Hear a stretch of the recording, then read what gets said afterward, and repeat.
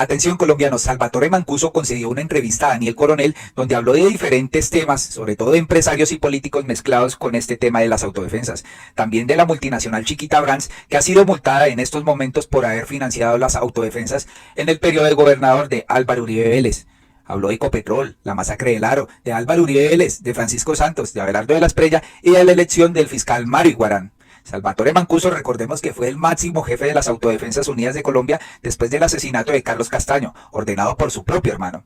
A diferencia de casi todos los jefes paramilitares, Mancuso recibió una educación exquisita, estuvo en la Universidad de Pittsburgh, en Estados Unidos, también en la Javeriana, asistió a los clubes sociales de Montería y quizás también a otros en Bogotá, y sabe cuántas, algunas personas de bien, decidieron asociarse con criminales dentro de la lógica que todo vale. Mancuso volvió a Colombia después de cumplir una condena en Estados Unidos y de haber pasado por una especie de limbo esperando si era enviado a Colombia o a Italia, país cuya nacionalidad tiene por ser hijo de un italiano. Él venía de un limbo y cayó en otro porque cuando ya pasaron 15 años de preso en Estados Unidos pagando su condena por narcotráfico, tiene asuntos pendientes en 3 jurisdicciones: la ordinaria, la justicia de paz creada como Tribunal Especial para los Paramilitares y la JEP, hechas para los guerrilleros de las FARC, miembros de la Fuerza Pública y terceros responsables. La JEP no estaba inicialmente concebida para procesar a miembros de las autodefensas como él, pero ahora parece que sí dentro de la galimatías jurídico en el que vivimos. Su aterrizaje en Colombia hace poco más de 3 meses tiene a algunos aterrados por lo que sabe y puede decir, sobre todo al expresidente Álvaro Uribe Vélez, que está tomando litros de valeriana. Sin duda hay muchos temas de hablar con él. En entrevista de las paramilitares explicó que regresó al país no porque estaba en un limbo jurídico. Yo podía quedarme en Estados Unidos, pero el presidente Petro me invitó a ser gestor de paz. Quise venir a Colombia a ayudar con la paz. Volví al país porque quiero honrar la determinación del presidente y tengo una deuda de honor con las víctimas. Y pues vamos a escuchar esta entrevista que realmente está para alquilar balcón sobre todo lo que puede decir este ex jefe paramilitar. Primero habla sobre pues Chiquita Brands, ¿no? Fue condenada civilmente en Estados Unidos la multinacional bananera Chiquita Brands por la financiación que les dio a ustedes, los paramilitares. La justicia estadounidense le ordenó pagar a la bananera $38.3 millones a 8 familias, pero los casos pendientes son más de 6.000 y las indemnizaciones podrían superar los $16 billones. Por favor, cuéntenos cómo era que Chiquita les pagaba a ustedes, como Chiquita y filiales suyas como Banadex y Banacol. Gracias, muy amable. Esta pregunta es muy importante en este momento histórico del país. Sin embargo, antes quisiera aclarar que yo volví al país no porque estaba en un limbo jurídico. Yo podía esperar irme para Italia o quedarme incluso en Estados Unidos. Sin embargo, el presidente doctor Gustavo Petro me invitó a ser gestor de paz. Volví al país porque quiero honrar esa designación que me hace el presidente. Tengo una deuda de honor con las víctimas que no saldaré en lo que resta de mi vida y quise venir a Colombia a ayudar con la paz. Hubo un momento en el cual me di cuenta que nuestro actuar era similar al del enemigo que combatíamos la guerrilla y le propuse a los comandantes Castaños que iniciáramos un proceso de paz.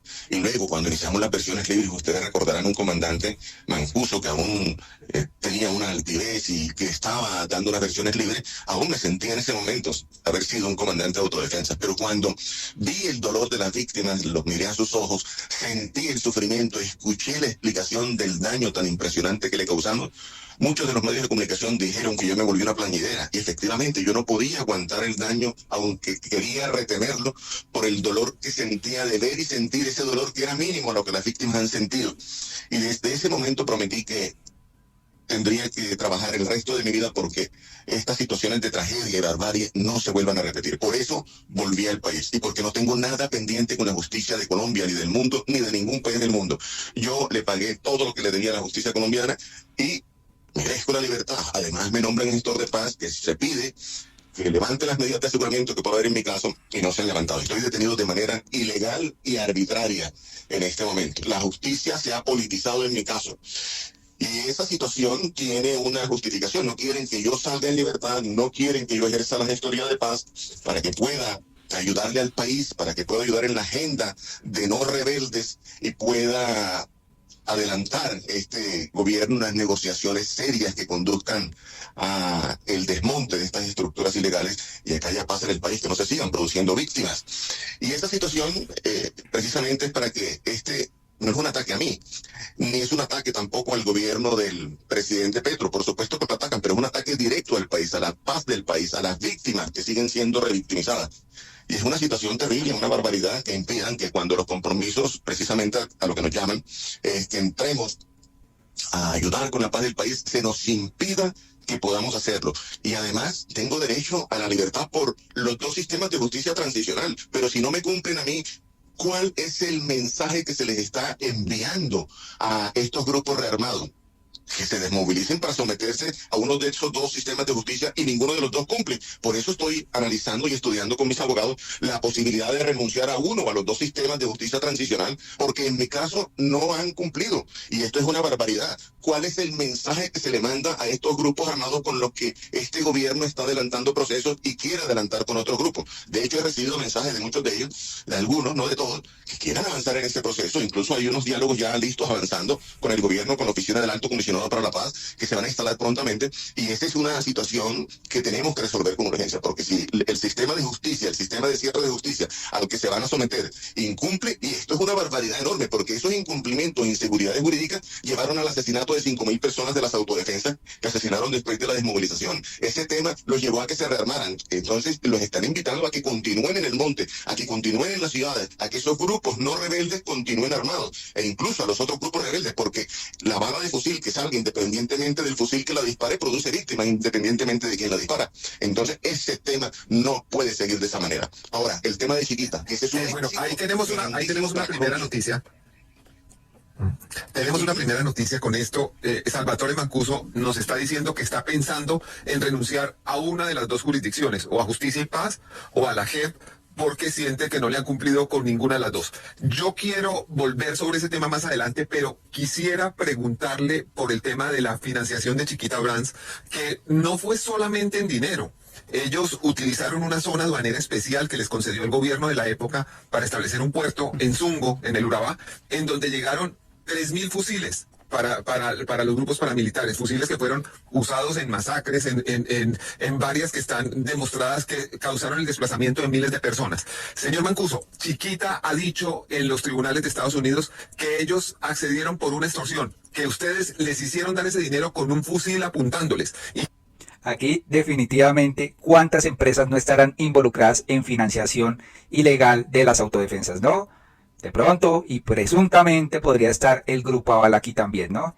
Y han estado calladitos frente a la verdad. Hay que esperar, señores, que entren las investigaciones y que pues estas jurisdicciones para la paz y para la justicia pues se reporten con la libertad de Salvatore Mancuso, porque hay algunos poderosos que están temiendo a lo que cuente este señor y también a lo que aporte en búsqueda de la verdad, de fosas comunes, de víctimas y demás. Que ellos realmente no hubieran querido involucrarse en crímenes. ¿Eso es verdad? Eso de Chiquita es un éxito rotundo para el país, como le decía hace un momento. Es un éxito para las víctimas en la medida que se reconoce que los dineros que entraron al conflicto armado, independientemente del actor al que le hubiesen entregado los recursos, porque Chiquita le entregó recursos a las guerrillas del EPL y la FARC en la zona bananera y también a las autodefensas, fueron recursos que se utilizaron y que produjeron un enorme daño, una tragedia humanitaria en Colombia y que utilizaban los actores del conflicto para hacer la guerra. Sí, Chiquita Brands le entregó dineros a la autodefensa. No fue con un fusil en la cabeza. Ellos venían de entregarle recursos a la guerrilla cuando nos reunimos con ellos, el comandante Carlos Castaño, mi persona y otros comandantes, y de esta manera aportaban 3 centavos de dólar por caja de banano exportada, ya lo he dicho. Incluso fui testigo en ese juicio en Estados Unidos que se adelantó contra Chiquita Brands. Uno de los comandantes de los paramilitares que estuvo presente y articulando toda esta asociación con Chiquita es Raúl Hasbún, que se conoce con el alias de Pedro Bonito. Él dijo que todo esto estaba en conocimiento de quien era el secretario de gobierno del departamento de Antioquia, de la gobernación de Antioquia en ese momento, Pedro Juan Moreno. ¿Usted tuvo contactos con Pedro Juan Moreno? Sí, yo tuve contactos con Pedro Juan Moreno, como muchos comandantes de autodefensa, por supuesto que sí. ¿Usted nos puede recordar, señor Mancuso, quién era el gobernador de Antioquia cuando Pedro Juan Moreno Villa era el secretario de gobierno? Era el señor expresidente Álvaro Uribe Vélez. Bueno, cabe recordar que Mancuso ha dicho una y otra vez que estuvo reunido con Uribe Vélez, que estuvo enterado también de la masacre del Aro, la cual fue cometida el 22 de octubre de 1997 por paramilitares del bloque mineros de las Autodefensas Unidas de Colombia, y en el cual pues perdieron la vida 17 campesinos en indefensión. Sobre la razón por la que ha hecho esta afirmación Mancuso, pues recordó que en aquel entonces, dice él, teníamos unas fuerzas militares arrinconadas por la guerrilla y una fuerza guerrilla fortalecida por el dinero del narcotráfico, con un armamento impresionante y una capacidad militar y de movilización enorme, pues eran capaces de reunir en ese bloque José María Córdoba, que operaba en esta región alrededor de 1.800.000 hombres en cuestión de pocas horas, y su actuar era tremendo en la zona, señores. ¿Él también estaba enterado de esta financiación a los paramilitares? Bueno, no sé si estaba enterado de esta financiación a las autodefensas. Lo que sé es que Pedro Juan era la mano derecha del señor gobernador de Antioquia para ese momento. Usted ha dicho que el gobernador de entonces, Álvaro Uribe Vélez, estuvo enterado de la masacre del Aro, de este procedimiento en la zona de Ituango, que fue una operación criminal que causó decenas de muertes, además ejecutadas de una manera supremamente cruel. ¿Usted por qué dice que el gobernador Álvaro Uribe sabía? Mire, el señor Pedro Juan Moreno, y tenemos que recordar el contexto histórico del país para aquel momento, teníamos un Estado, unas fuerzas militares arrinconadas por la guerrilla, unas fuerzas de guerrilla fortalecidas por el dinero del narcotráfico, con un armamento impresionante para aquel momento, con una capacidad militar y de movilización enorme. Eran capaces de reunir en ese bloque a José María Córdoba, que operaba en esa región alrededor de 1.800, 2.000 hombres en cuestión de pocas horas, y su actuar era tremendo en esa zona. Para aquel momento existían lo que llamaban las pescas milagrosas, que eran unos secuestros masivos que hacían en las carreteras del país, en este caso específico entre Montería y Medellín, o Medellín y Montería. Y para la zona del Aro y toda esta zona de la Granja y esta región, decían que allí tenían unos campos de concentración de secuestrados de la barbarie guerrillera, y que era donde tenían a los secuestrados que retenían de estas pescas milagrosas. El señor Pedro Juan Moreno se reúne con el comandante Carlos Castaño, con mi persona, y nos pide que apoyemos a las fuerzas militares en una operación para rescatar a esos secuestrados y para expulsar a la guerrilla de esa zona, para empujarla hacia la alta montaña y las zonas de retaguardia donde no hubiese mucha población, donde estuvieran alejados de las poblaciones urbanas. De esa manera empezamos a organizar la operación, que finalmente se dio un tiempo después. Y efectivamente fue una barbaridad llegar a una zona, que es lo que realmente se configura en esa acción un crimen de Estado. Es cuando vamos con una lista que nos entrega el ejército, la brigada en ese momento, y ahí van señalados supuestos guerrilleros, milicianos, colaboradores, financieros de la guerrilla, y con esa lista en mano asesinamos, dimos de baja a esas personas en esa región, configurando lo que es un crimen de Estado, de la mano del Estado. Y esa situación fue la que el señor Pedro Juan Moreno nos pidió que fuésemos y avanzáramos. Increíble que todo esto se vaya sabiendo y después Pedro Juan Moreno murió sospechosamente en un accidente de helicóptero, ¿no? También pues Salvatore Mancuso insistió que se reunió más de una vez con Álvaro Uribe Vélez. Dice textualmente: yo me reuní en varias ocasiones con el entonces gobernador Uribe para esa época. Él está en su derecho a defenderse y a decir lo que él estime conveniente, pero las verdades son absolutamente contundentes. Pues así Mancuso afirmó que el coronel Raúl Suárez, entonces comandante de la policía de Córdoba, se encontraron en unas carteras de caballos que todo el mundo pudo ver. Corría una yegua mía que se llamaba La Gringa, de color romano medio amarillo, y que incluso ganó contra un caballo del primo de Álvaro Uribe Vélez. Así que nos hemos reunido en varias ocasiones y nos hemos encontrado en lugares comerciales de Montería. Ante este cruce de declaraciones entre el expresidente y el exparamilitar, Mancuso indicó que Uribe puede decir lo que estime conveniente para su defensa. También hay una declaración de Mancuso que confirma que el helicóptero de la gobernación de Antioquia sobrevoló el Aro durante la masacre. ¿Qué hacía un helicóptero de la gobernación? Sí, señores, el 22 de octubre de 1997, el gobernador de Antioquia se llamaba Álvaro Uribe Vélez. Ese día, el bloque mineros de las AUC irrumpió en el corregimiento del Aro, en el municipio de Ituango, y asesinó a 17 campesinos que estaban indefensos, desarmados. Semanas antes de los hechos, defensores de derechos humanos como Jesús María Valle le habían advertido al entonces gobernador Álvaro Uribe Vélez que la masacre iba a suceder, pero no se tomó ninguna medida. Valle sería asesinado meses después. Desde entonces se han venido tejiendo versiones sobre la participación de la gobernación de Antioquia en la masacre, ya que siempre se habló de un sobrevuelo de un helicóptero de esta entidad, señores. Entonces vamos a ver qué pasa con esto, pero las declaraciones son totalmente contundentes. Sigamos escuchando. Esos armamentos que se utilizaron en esas acciones violentas y en otras del país, muchos entraron por el puerto de Zungo, como usted lo dijo hace un rato. Entraron 3.000 fusiles por un lado, pero el otro fueron 3.600 fusiles, y se descargaron en el Golfo de Urabá, una parte de ellos en el puerto de Chiquita Brand, de Zungo. Perfecto, así fue. Usted nos dice que le suministraron una lista a los militares.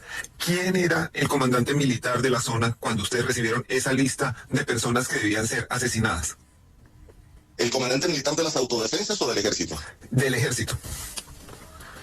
El comandante del ejército anteriormente en esa zona era el general Manos Salva, y después creo que para ese momento, porque el de general Manos Salva muere, entró creo que el general Ospina. Que llegó a ser comandante general de las fuerzas militares. Señor Mancuso, usted dice que hubo varios helicópteros involucrados en esta masacre.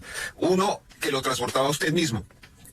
Otro que era un helicóptero oficial. ¿A qué entidad pertenecía ese helicóptero?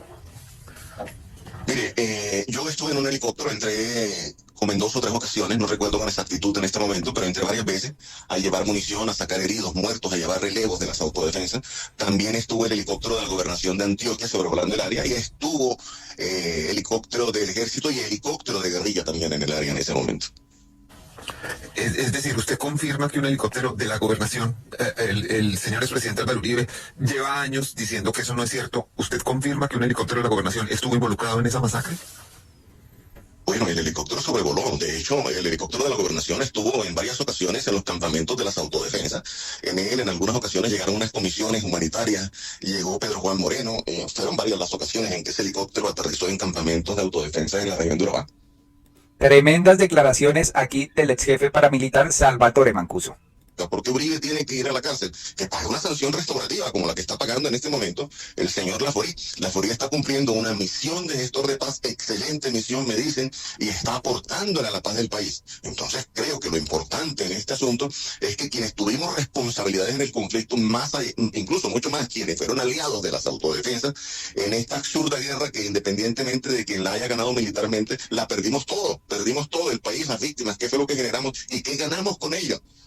Entonces, esta situación creo que tenemos que reevaluarla y observar exactamente que el señor Uribe puede aportarle muchísimo más al país porque sigue teniendo una gran influencia política a la paz de este país, a que haya una sanción restaurativa, a que entre todos construyamos la paz. No podemos seguir viviendo de la guerra y de la violencia y sacando réditos políticos y económicos del conflicto, de las víctimas, de los muertos. Esto tenemos que acabarlo y por eso he vuelto al país. Por eso es tan importante que yo pueda ejercer la gestoría de paz y que yo pueda estar en libertad. Desde aquí es imposible avanzar de la manera que se tiene que avanzar. Bueno, esto sí tiene razón Salvatore Mancuso, que han logrado esta guerra absurda que se presentó con autodefensas, militares, guerrilla, muchos muertos, muchas víctimas, muchas madres llorando, sus inocentes, ¿no? Sin embargo, pues Salvatore Mancuso dice que ganaron. Pues aquí no ganó las autodefensas porque todos los jefes paramilitares fueron extraditados, pero Álvaro Uribe Vélez se convirtió en un hombre muy poderoso, dueño de tierras, dueño de poder, de hilos invisibles, donde todavía tiene incidencia política en el país. Andrés Angarita, el comandante Andrés. Informaciones que le contáramos esas verdades. Cuando no me nombran, se subsanaron la Tijín, otros miembros y letra de Gordo Pepe. Es una persona que ojalá sea recibido tipo de justicia y de mensaje de autodefensas que se enfrentó a Carlos Castaño y está con el país. Y además es una acción que podría decirle que esa reforma agraria que está proponiendo, yo me sumo a ella. Si usted está en esa tónica, señor Mancuso, ¿no debería enviar una señal como ejemplo? Me refiero concretamente a sus tierras en Tierra Alta y Puerto Escondido. Hoy seguramente están a nombre de otras personas o de sus familiares, pero usted también se benefició de esas tierras. ¿Por qué no las devuelve? Julio, yo devolví todas las tierras y propiedades que estaban en poder mío, que adquirí durante todo el conflicto armado, incluso las que compré de manera legal antes del conflicto, todas las entregué en reparación. De hecho, la suma de las tierras totales que entregué yo superan con creces la cantidad de tierras que habían entregado todos los grupos rebeldes que han entrado en negociaciones con el gobierno. Ese es el tamaño de la reparación. Aproximadamente 500 predios entregué en reparación al gobierno. De hecho, para poder entregarlo, para aquel momento recordemos que quien recibía los bienes era Acción Social y no quería recibirme los bienes. Y no quería recibir los bienes, después me doy cuenta, para tener una excusa para la extradición que se dio posteriormente. Incluso me tocó recurrir a la Corte Suprema de Justicia para que obligara al gobierno nacional, a través de Acción Social, a recibirme los bienes. A ese punto tuve que llegar a rogar, señores gobierno, por favor, recíbanme los bienes. Increíble que esto haya pasado. Claro, tenían la excusa para poderlo extraditar y eso finalmente ocurrió. lo mantuvo 15 años en una cárcel de Estados Unidos por cargos de narcotráfico. Él y muchos más, ¿no? Alias Don Berna, Jorge 40 y muchas personas más que de un momento a otro Álvaro Uribe les dijo, extraítemelos a todos. ¿Por qué? Miedo a la verdad, miedo a todo esto de Pedro Juan Moreno, a todo esto de la lista que pasó el ejército y el gobierno para eliminar pues personas que apoyaban a la guerrilla. Increíbles, ¿eh? Todo esto presuntamente, porque Álvaro Uribe Vélez niega todo. También aquí Salvatore Mancuso habló de Pacho Santos y dice que se reunió con Carlos Castaño y con Salvatore Mancuso. El ex paramilitar aseguró que hubo una presión política enorme para que regresara a Colombia. Pues frente a esto, el ex paramilitar comentó que la primera vez que Bogotá estuvo sitiada por la guerrilla no se podía salir por fuera de las goteras de Bogotá ni en ningún momento. Los poderosos que viven en esta ciudad sintieron el rigor de la amenaza real que significaba la guerrilla en ese momento. Pachito fue y se reunió con el comandante Carlos Castaño y con Salvatore Mancuso y pidió que se creara un bloque de autodefensas. Escuchen las declaraciones. ¿Estamos hablando de unos ingenieros o de unos vigilantes en las zonas por las que pasaba el poliducto o era más alto que llegaba esa colaboración? Perdón, que se entrecortó, no le entendí, ¿me repite? Sí, le preguntaba al señor Mancuso si la alta gerencia de Ecopetrol estaba enterada de esta colaboración de la principal empresa del país con las operaciones criminales de las llamadas autodefensas. No tengo conocimiento. Usted también ha mencionado insistentemente la participación del ex vicepresidente Francisco Santos Calderón en la puesta en marcha o la sugerencia para la puesta en marcha del bloque capital de las autodefensas. Él lo ha negado por años y es un proceso que la justicia no ha terminado de resolver. ¿Qué nos cuenta de eso? ¿Cuáles reuniones tuvo usted personalmente con Pacho Santos y de qué se habló en eso? Mire, Pachito fue una persona que llegó a las autodefensas. Recordemos el contexto histórico para aquel momento para poder entenderlo. La primera vez que la ciudad capital, Bogotá, estuvo prácticamente sitiada por la guerrilla, no se podía salir por fuera de las goteras de Bogotá. Y en ese momento sintieron los poderosos que viven en esta gran ciudad el rigor de la amenaza real que significaba la guerrilla en ese momento. Nos pidieron a la autodefensa, Panchito fue y se reunió con el comandante Carlos Castaño, conmigo, que se creara un bloque de autodefensa, hasta el nombre se propuso, Capital, para evitar que la guerrilla los siguiera teniendo prácticamente sitiados como los tenía en ese momento y que se tomaran esta ciudad capital. Nosotros impedimos que la guerrilla se tomara el poder por las armas definitivamente en la guerra, pero todos perdimos, una situación terrible que no puede seguirse repitiendo. Pachito Santos luego estuvo en Estados Unidos como embajador y en mi caso particular, por ejemplo, cuando Estados Unidos me pregunta que si yo tengo una ciudadanía diferente y que si me gustaría ir a un país diferente, le dije, mire, sí, en este momento yo estoy en justicia y paz, justicia transicional, tengo derecho a la verdad, a la libertad, no me han cumplido y tengo temores que ese incumplimiento sea para llevarme a una prisión en Colombia y dentro de esa prisión permitir que se me asesine. Entonces, yo preferiría irme para Italia. Estados Unidos emite una orden final de remoción, así se llama, orden final de remoción, y designa a Italia como el país de remoción. Estaba todo listo, ellos tenían 3 meses para enviarme a Italia, pasaron 4 meses, después que pasan 3 meses no pueden reversar esa orden final de remoción, y el embajador Pachito Santos en ese momento pactó con el gobierno del presidente Trump que se cambiara la orden final de remoción de Mancuso de Italia a Colombia y pactaron que Colombia entregaría el voto y ayudaría con el lobby para la elección del presidente del BID, del Banco Interamericano de Desarrollo, que por tradición ha sido latinoamericano, y nombraran un director estadounidense en esa gestión. Hubo una presión política enorme y sin embargo, a pesar de todas esas cosas, fue lo que me obligó entonces a acogerme a la protección internacional de Naciones Unidas contra la tortura y estaba en ese proceso. Me iba a ir allá o me iba a Italia o me iba a quedar en Colombia. Incluso le mandé a decir al gobierno que en la medida en que me dieran las garantías necesarias, si me mandaban a Italia, yo volvería a Colombia. Y lo hice. Fíjese que aún con todas estas situaciones, cuando el señor presidente me nombra gestor de paz, decido honrar ese nombramiento y decido honrar el compromiso moral que tengo con las víctimas. Y he vuelto a trabajar por la paz, por la reconciliación.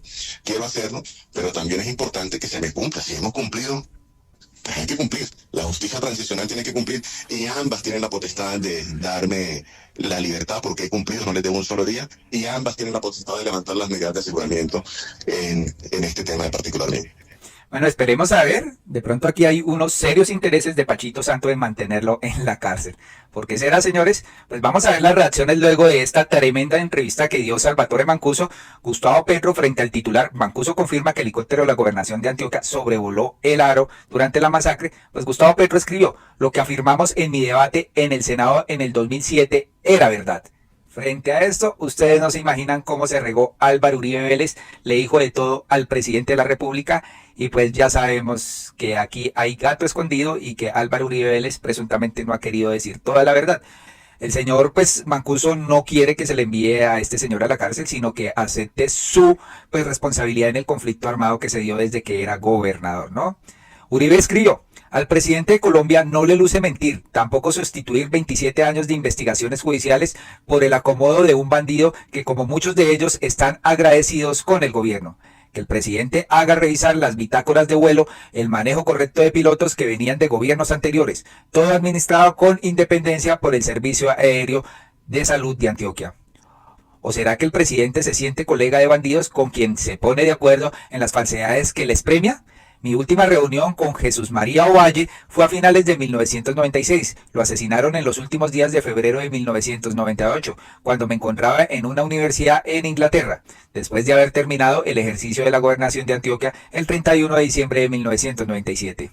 Qué raro que el presidente justificó una visita ilegal a los paramilitares después de que los denuncié en el Senado, con el argumento de que fue a verlos para que no lo mataran, y ahora socio de sus verdugos de aquellos años, con quienes jamás me reuní, tampoco con la guerrilla. Él niega a toda costa, ¿no? El país sintió un alivio gracias a la seguridad que evitó el actual presidente tener que buscar salvoconducto de criminales para estar en Colombia, dice el señor expresidente de la República. A lo que Petro le contesta: señor expresidente Uribe, no puedo censurar mi propio debate sobre el paramilitarismo en Antioquia en el año 2007, en donde mostré a la ciudadanía los indicios que encontré de la masacre del Aro y otras masacres.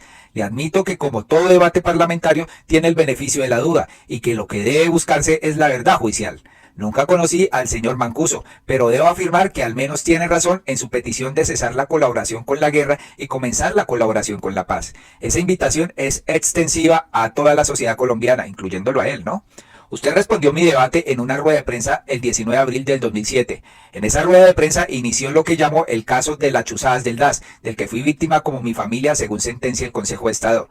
A mí no me interesa la venganza. Creo que como se acordó que debe existir un tribunal de cierre de verdad judicial donde toda persona se incrimine, guerrillero, militar, paramilitar o civil, haya sido funcionario público o no, ahora llamados a terceros, puedan declarar y establecer la verdad judicial.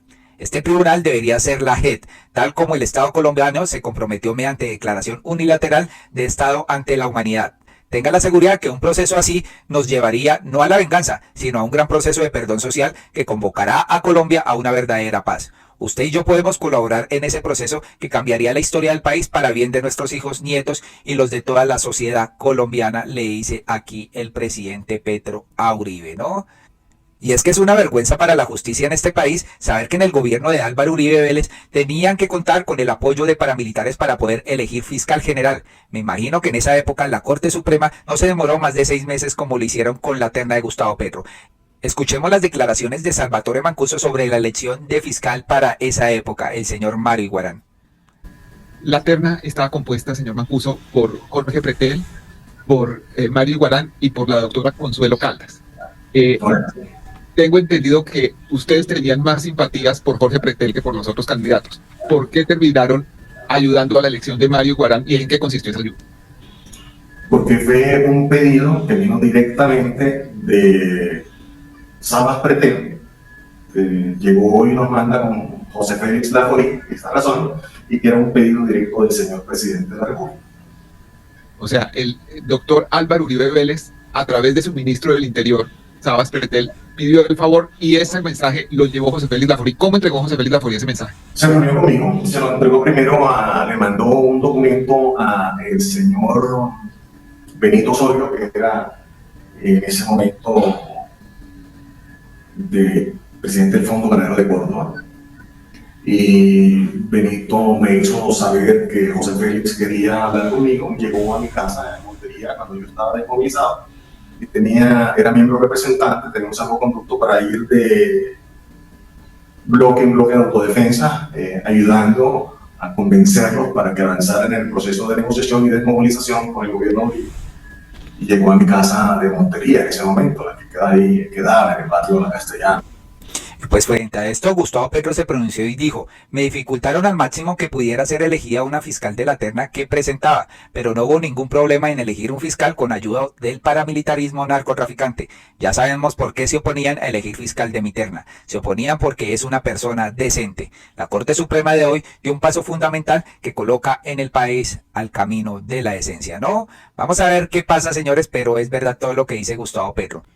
Pues aquí el congresista pues Alejandro Campos dijo que enviará una carta a la gente de Colombia solicitando que se escuche a Salvatore Mancuso sobre el caso de Pacho Santos. Las declaraciones de Mancuso fueron muy graves. Es promoción del paramilitarismo de lo que acusó a Francisco Santos y lo que acusó al doctor Ternura de mandar a asesinar o dar la orden de asesinato de Vicente Castaño. Esto es muy grave. Yo sí creo que la justicia lo que va a adelantar es una investigación seria. Colombia merece saber la razón. Yo creo que hoy si uno mira no entendería por qué Mancuso debería estar diciendo mentiras. Yo no creo que lo esté haciendo. Lo escuché esta mañana en el reporte coronel de su compromiso con la verdad, con la justicia, con las víctimas. El tema de los hornos crematorios fue escalofriante lo que escuchamos. Yo creo que aquellas personas que dieron la orden de no dejar muertos por ahí tirados, sino que los quemaron desaparecieran, también tienen que ser judicializados. Yo sí espero que la JEP va a hacer una carta a la JEP, una petición solicitando que por favor se escuche a Salvatore Mancuso sobre el caso de Francisco Santos, del doctor Ternura y de los militares involucrados en el tema de los hornos crematorios. Es muy grave lo que escuchamos y lo increíble es que ellos estén tranquilos. Están muy tranquilos, ¿no? Hasta el momento Francisco Santos pues no se ha pronunciado. Lógicamente el Centro Democrático y el uribismo salió a pronunciarse y dijo: el criminal de lesa humanidad Mancuso ha cambiado en diferentes ocasiones sus versiones y testimonios sobre Álvaro Uribe Vélez. 3 mentiras dichas por el criminal de lesa humanidad Salvatore Mancuso sobre su extradición a Estados Unidos y regreso a Colombia. Es falsa la afirmación del delincuente. No tengo cuentas pendientes con la justicia. Mancuso sí tiene cuentas pendientes con la justicia colombiana y con las víctimas. Tiene que responder con más de 4.000 hechos violentos que dejaron 6.500 víctimas. Y preguntábamos en los 6.402 quién responde, señores. Segundo, dice el criminal: cuando nos extraditaron no estábamos delinquiendo. No solo Mancuso fue extraditado con 13 bandidos más, porque seguían delinquiendo. Primero desde La Ceja y luego desde la cárcel de Itagüí. Una revelación que los medios de esa época entregaron a la opinión pública y que se escandalizaron al país. Y tercero, vuelve y miente el criminal Mancuso al afirmar que nos extraditaron porque estábamos diciendo la verdad. Con los paramilitares no se extraditó la verdad. Por el contrario, criminales como Mancuso pudieron seguir participando en las audiencias de justicia paz. ¿Ustedes qué creen, señores? ¿Será que es cierto, justificando el uribismo, que no tiene nada que ver pues Salvatore Mancuso con Álvaro Uribe Vélez? Yo no creo, señores. Pues vamos a ver qué pasa, colombianos, con esto. Esperamos que les haya gustado esta entrevista que presentó Salvatore Mancuso, que la compartan. Sobre todo es escandaloso el helicóptero rondando durante la masacre del Aro por parte de la gobernación, ¿no? Por otro lado, también lo que dice sobre Pacho Santos y sobre pues Chiquita Brands. Tremendo cómo entraban cantidad de armas pues para financiar esta guerra sin cuartel. Muy amables, por favor compartan, suscríbanse. ¿Qué piensan de la opinión de Álvaro Uribe Vélez y del Centro Democrático? También pues de Gustavo Petro. Y hasta un próximo video. Gracias.